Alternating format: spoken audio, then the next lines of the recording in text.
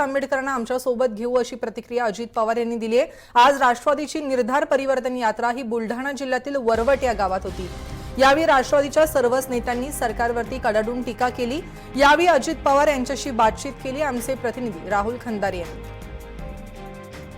राष्ट्रवादीची परिवर्तन यात्रा पोहोचली आहे, बोलायला अजित पवार साहेब आपल्या सोबत आहेत। आपण त्यांच्याकडून जाणून घेऊ। दादा मला एक सांगा, परिवर्तन यात्रा पोहोचली आहे, काय रणभूमी राहील? आमची रणभूमी हीच राहील। सध्या देशातला एक देखील घटक हा समाधानी नाही, राज्यातलाही नाही।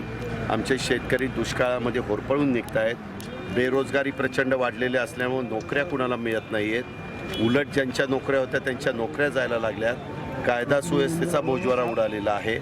अशा अनेक प्रकारच्या समस्यांनी संपूर्ण राज्याला देशाला ग्रासलेलं आहे। आणि हे असताना गेल्या 4.5 वर्षात जे काही खोटं नाटं आश्वासन दिली किंवा घोषणा केल्या किंवा वेगवेगळ्या पद्धतीचे कार्यक्रम दिले, त्याच्यात कुठल्याचीच काही त्या बाबतीमध्ये लोकांना मदत झाली नाही।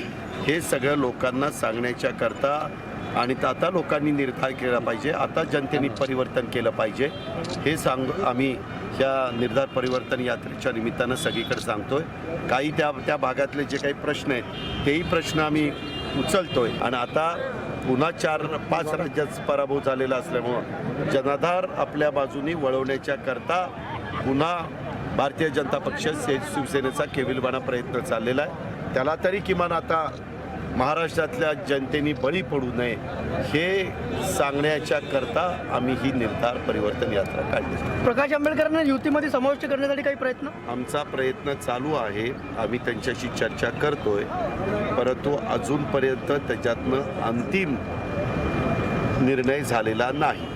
अशोकराव चव्हाण करतायत, जयंत पाटील करतायत, स्वतः आम्ही लोक करतोय।